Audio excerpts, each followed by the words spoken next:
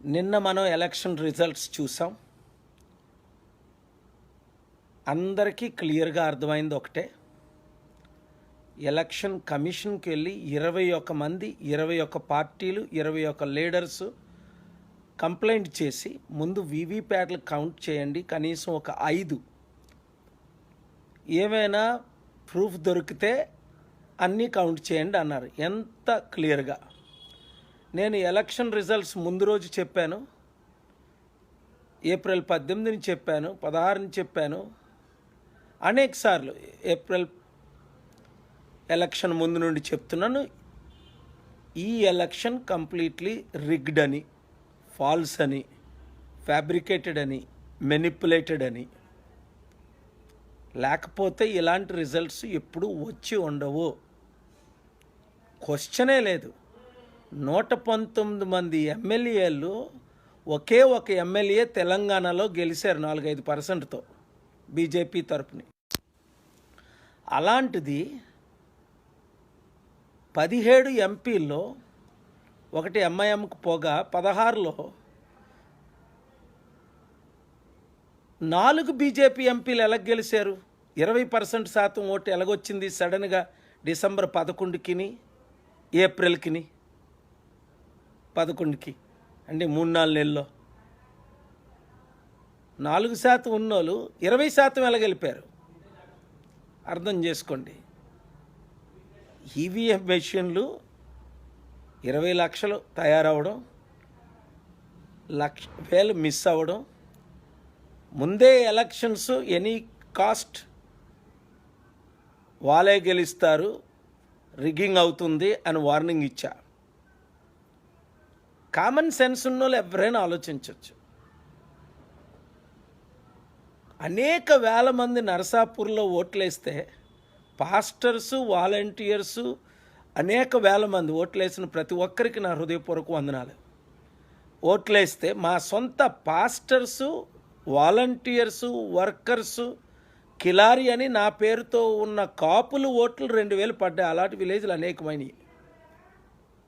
మొత్తం 11.5 లక్షల్లో 3,000 ఓట్లు పడ్డమేటి? మీడియా మిత్రులకి మెంటలా, బుర్రా, బుద్ధి లేదా? అందులో కొంతమందికి ఒక్కడికైనా తెలివితేటలు ఉండొద్దా? అమ్ముడు పోయారా? భయమా?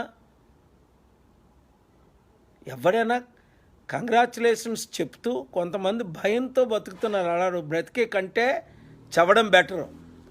సత్యం మాట్లాడి నేను రాజకీయ నాయకులు కానీ వాళ్ళ నాయకులే కారు. Martin Luther King said, if you can find a reason to die you better not live అని. అంటే ఒక మంచి కారణం కొరకు చావే బెటరు జీవించే కంటే అని. 151 సీట్ల ఆంధ్రాలో ఏంటిది? ఒక్కొక్క దానికి వారం రోజులు ఎందుకు గ్యాప్ ఇచ్చారు? ఒక్కొక్క ఎలక్షన్కి ఏప్రిల్ 11 మళ్ళీ ఏప్రిల్ 18. 7 విడతలుగా 2 నెలల్లో ఎక్కడైనా ఎలక్షన్ జరిగితే ప్రపంచంలో, అమెరికాలో ఎలక్షన్ జరిగినా, కెనడాలో ఎలక్షన్ జరిగినా, చదువున్న ఏ దేశాల్లో ఎలక్షన్ జరిగినా 1-2 డేస్లో కౌంట్. నవంబర్ 6న ఎలక్షన్ జరుగుతుంది అమెరికాలో, నవంబర్ 8ని రిజల్ట్స్. 1 డే ఆ స్ట్రాంగ్ రూమ్లో అవన్నీ చూసుకోవడానికి. ఇదేంటి ఇక్కడ ఏప్రిల్ 11 నుంచి ఏప్రిల్ 23 వరకు ఎలక్షనే, ఏప్రిల్ 19 వరకు 40 రోజులు ఎలక్షనా? ఏది ఆ మెషిన్లు ఇక్కడికి, ఈ మెషిన్లు అక్కడికి మార్చుకోవడానికి? ఫూల్స్ తప్ప బుర్రన్న ప్రతి ఒక్కడికి తెలుసు ఇది false election, rigged election, fabricated election, manipulated election అని అందరికీ తెలుసు. తెలియదు అంటే వాళ్ళ ఫూల్సే. 100 ఉదాహరణలు ఉన్నాయి, ఒకటి కాదు. 10 కారణాలు ఇచ్చాను ఎలక్షన్ కమిషనర్కి ఎందుకు ఎలక్షన్స్ పోస్ట్పోన్ అవ్వాలని. అనేక సార్లు Delhi election commission, Andhra election commission నేను కలవడం జరిగింది. ప్రపంచాన్ని లీడ్ చేశాను. 155 మంది ప్రెసిడెంట్లకు అడ్వైజ్ ఇచ్చాను.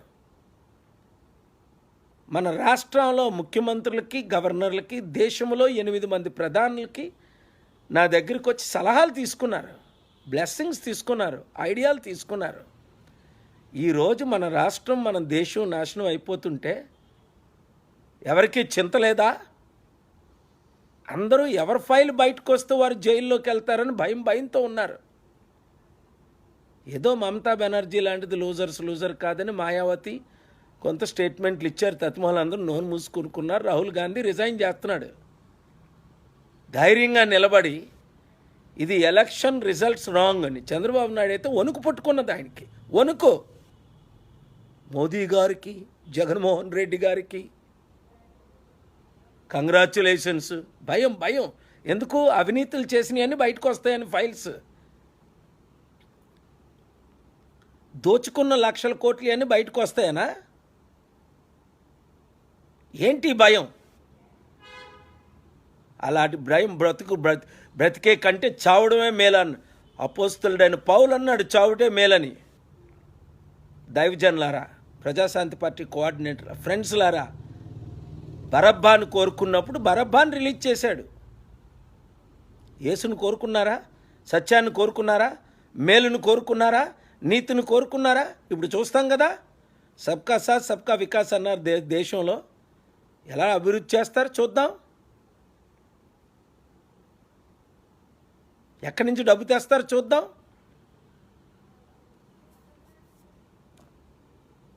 అది జగన్మోహన్ రెడ్డి, విజయసాయి రెడ్డి ట్వీట్ చేస్తాడు. నిన్న అసలు తెలివైనడైతే అరే ఎలా గవర్నెన్స్ చేయాలి, ఇన్ని ప్రామిసులు చేసాం, ఎక్కడి నుంచి డబ్బు వస్తుంది, అందరినీ కలుపుకొని పోదా అనుకుంటా పవన్ కళ్యాణ్ని పావలా అంటాడు, ఇంకొకరిని ఇంకోడు అంటాడు. అది లీడర్షిప్ క్వాలిఫికేషన్స్ ఆయనకున్నాయి. కేఏ పాల్ ప్రజల తరపున ఉంటాను, పేదల తరపున ఉంటాను, నీతి తరపున ఉంటాను, నిజాయితీ తరపున ఉంటాను. పుట్టిన తర్వాత ఈరోజు ఎవరికి జడవలేదు. George Bush, Hillary Clinton. ఒకసారి ఇంగ్లీష్ వచ్చిన వాళ్ళందరూ గూగుల్కి వెళ్ళి norwaynews.com చదవండి. యూట్యూబ్లోకి వెళ్ళి norwaynews.com, గూగుల్కి వెళ్ళి norwaynews.com వీడియోలన్నీ వాచ్ చేయండి. ప్రపంచాన్ని శాసించా కళ్ళున్నవాడు చూడండి, చెవులున్నవాడు వినండి, చదవడం వచ్చినవాడు చదవండి.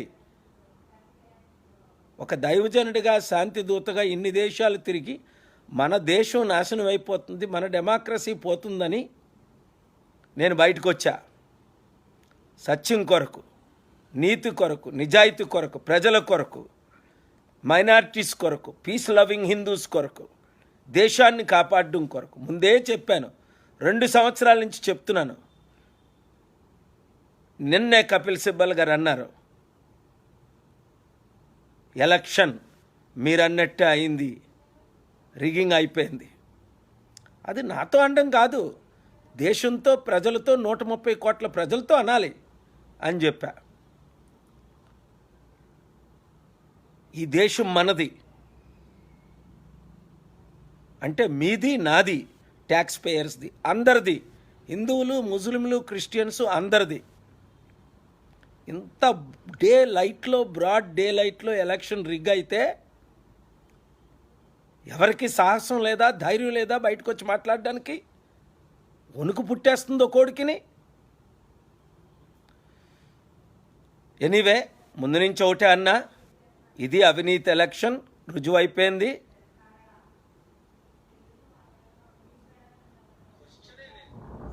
ఆలోచించండి, డీప్గా స్టడీ చేయండి, కొన్ని వీడియోలు వాచ్ చేయండి, దేవునికి ప్రేయర్ చేయండి, చెప్తాడు.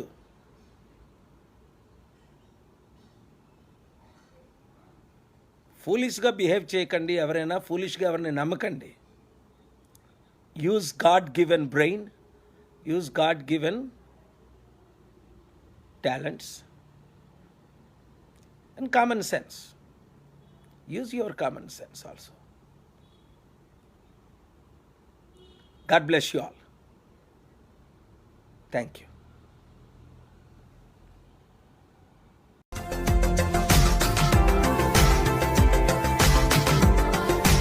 మరిన్ని అప్డేట్స్ కోసం మా ఛానల్ని సబ్స్క్రైబ్ చేయండి.